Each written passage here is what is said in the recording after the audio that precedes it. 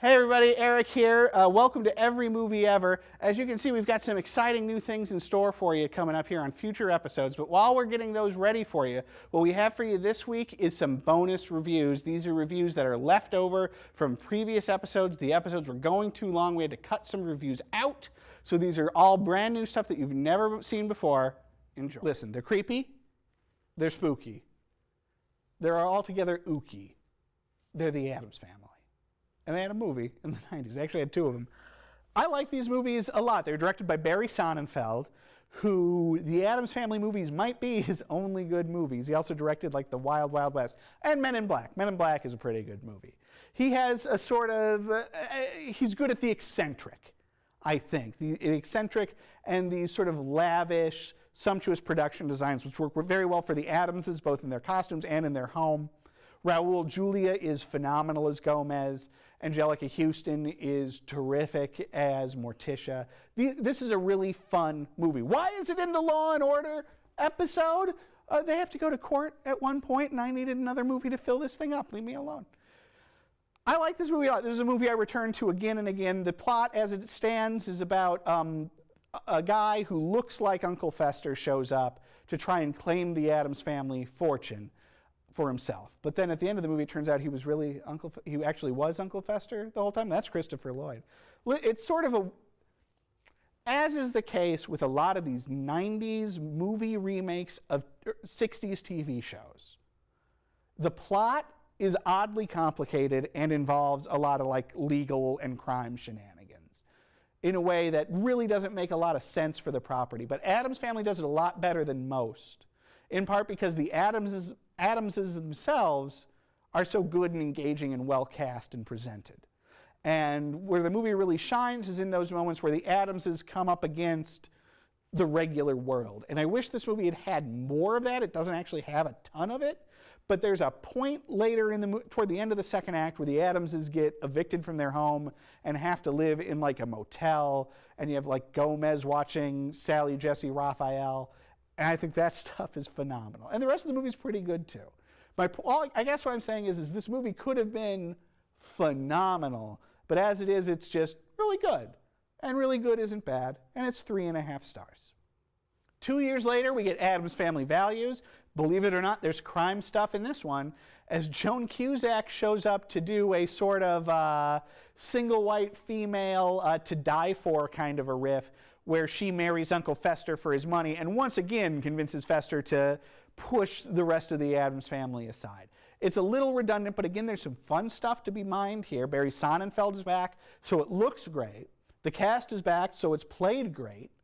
And there's some great stuff. The meat of this movie for me is much less the Fester, Joan Cusack stuff and more the Wednesday Addams, Christina Ricci, and Pugsley Addams get sent to a regular, super happy summer camp.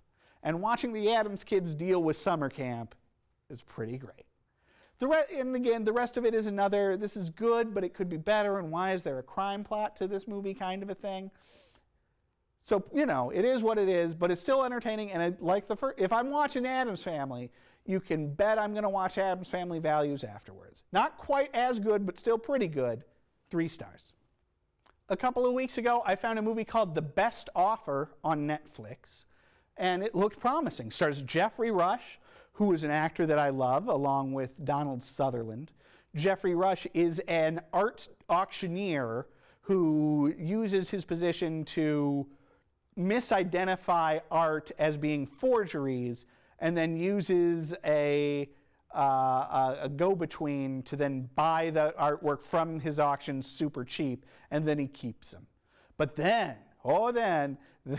then Jeffrey Rush, he's hired to do an appraisal of an estate by an enigmatic young woman who always hides in a room when he's there, but then he sees her and he falls in love with her. But then I'm just going to spoil this thing for you. At the end, it turns out she was playing him, and it was a whole gimmick to get at his art collection. This is a really long movie that is super complicated and convoluted. And while Jeffrey Rush is reliably great in it, it's not enough to lift up a super mediocre plot. And so I'm only going to give this movie 2.5 stars. The Last Dragon is a late 80s, early 90s curiosity that somehow I had never heard of, which is unusual for me. This is a sort of late phase blaxploitation movie about a young African-American man in New York who is a kung fu master and who outside forces try to take advantage of him in a really, again, an unnecessarily complicated plot wherein he falls in love with a DJ who's played by former Prince ingenue Vanity. And then he has to fight another African-American samurai, who's named Sho'nuff. Sho'nuff, best part of this movie. In this whole bizarre plot that involves like television and corporate greed, and it really is an oddball movie that we've talked about this earlier in this episode, is one where I see the appeal on the so bad it's good front, but which didn't quite click for me personally, well, which is why I can only really give it 2.5 stars. Now, a movie not worth seeing is a movie called Sicilian Vampire. We've talked on this show before about how I love podcasts, because look at me.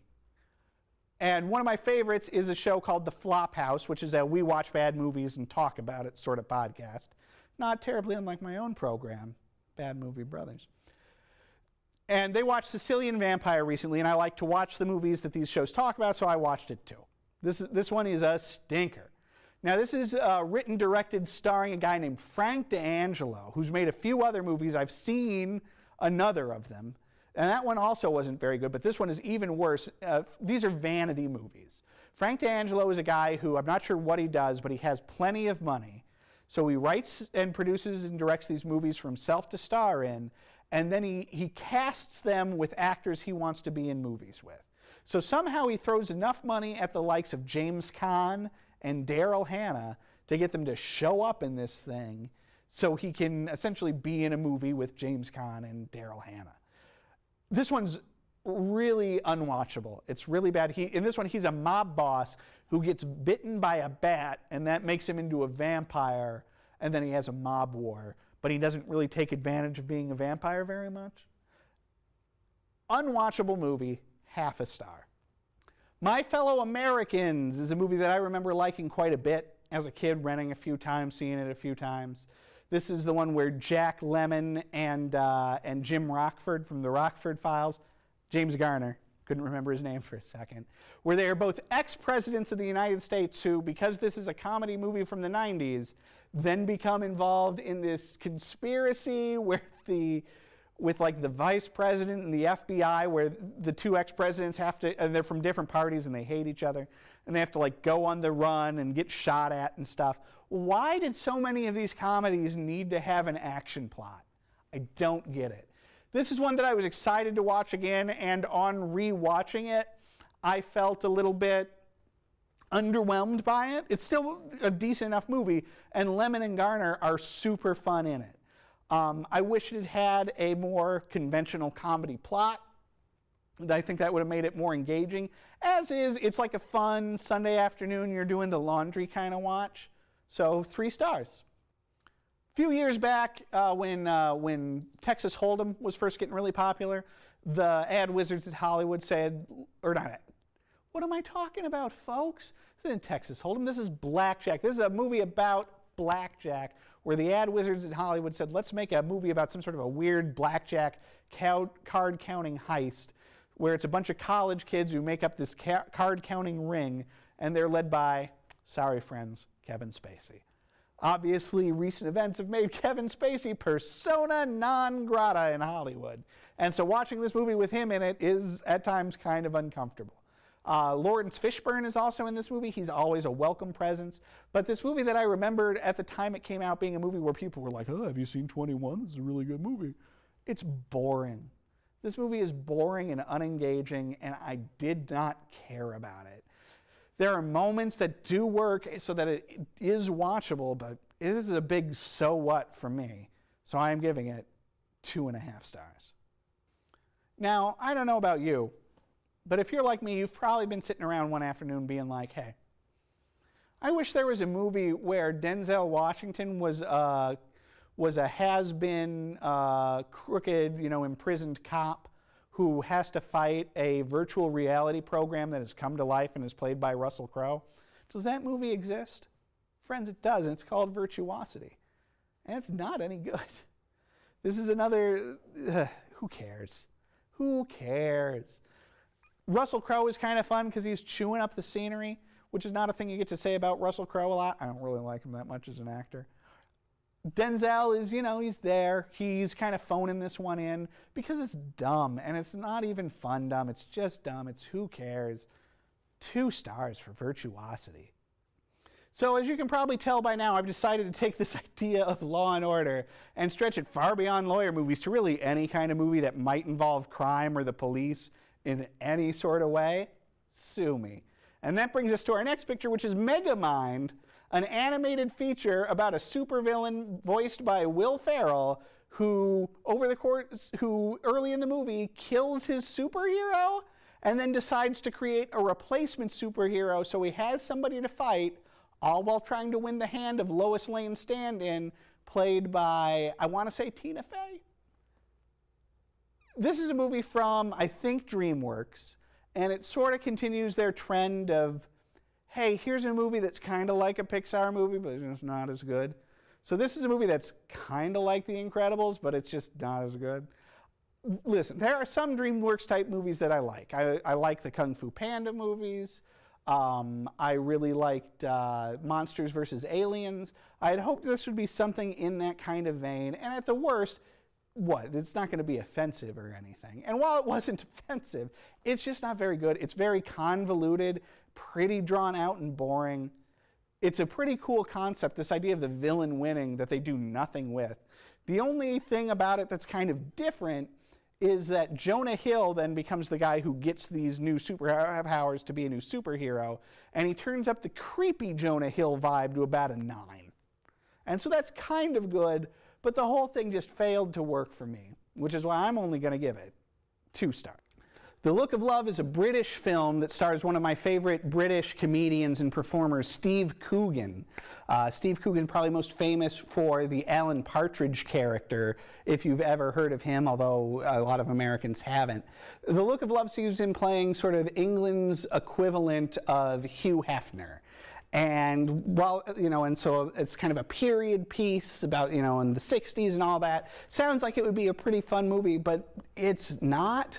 It's very by the numbers and very, here's a thing that happened, here's a thing that happened, here's a thing that happened.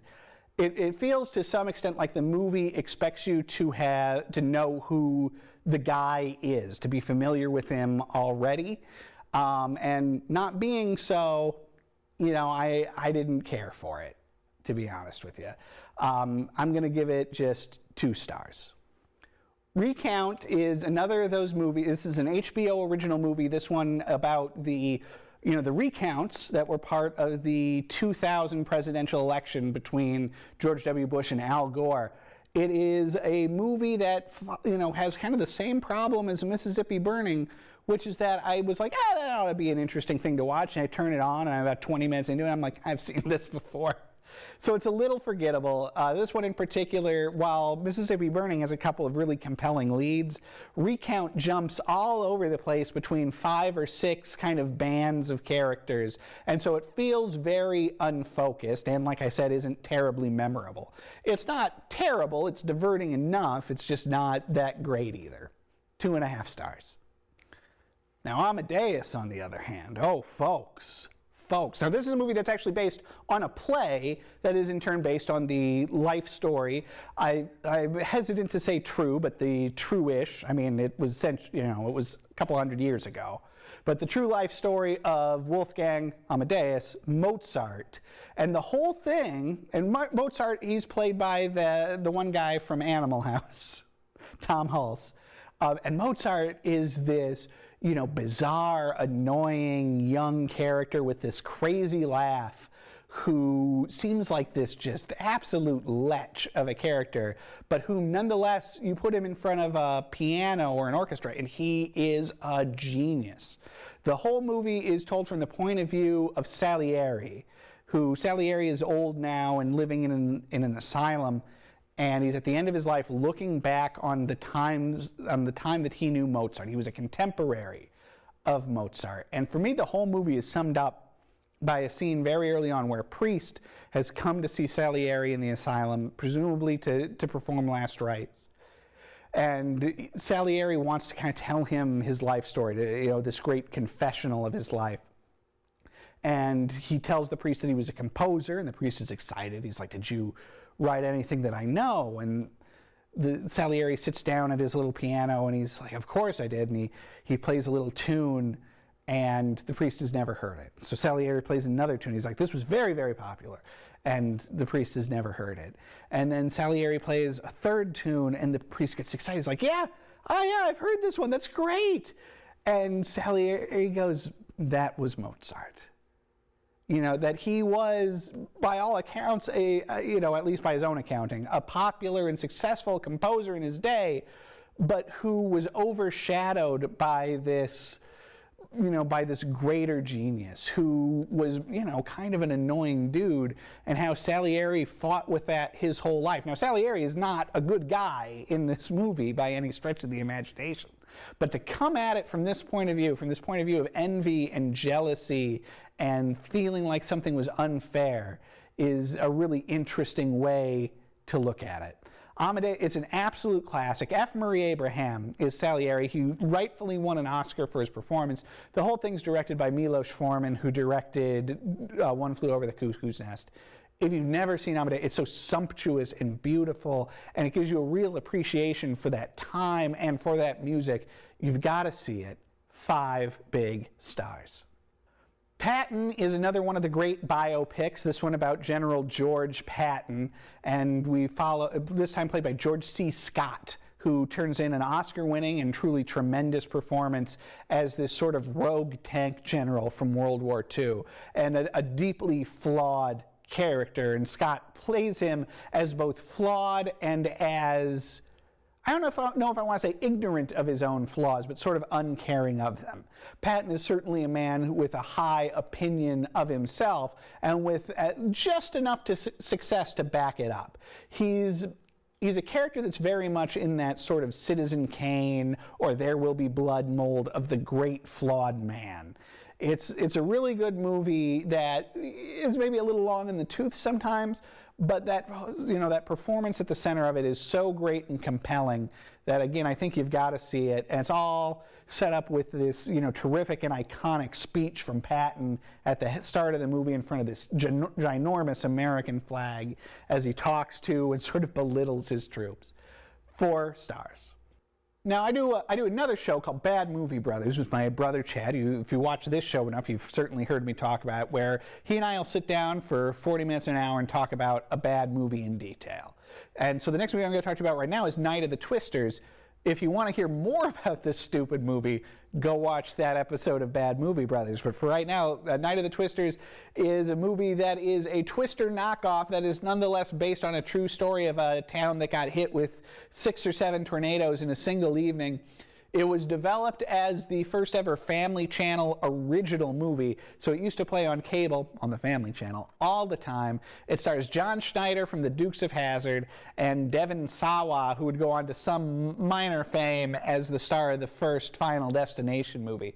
This is a pretty lousy TV movie. Again, watch Bad Movie Brothers to see the detail on that. It doesn't make a lot of sense. It really doesn't pay off on the Twister action, and when it does, it's sort of nonsensical. Not a fine TV movie by any stretch. 1.5 stars.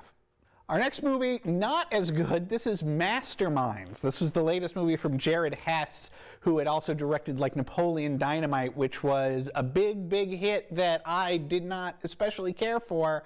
And then it seems like it's been kind of downhill for him from there with stuff like Nacho Libre. Masterminds doesn't help. Now, that said, Jared has directed some great television.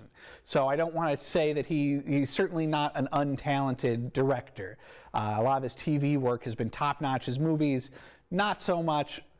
Masterminds, like I say, is one of those, and what's weird about this one is it has such a great cast. You've got Zach Galifianakis, you've got Kristen Wiig, you've got Owen Wilson, plus a bunch of other great players in this one.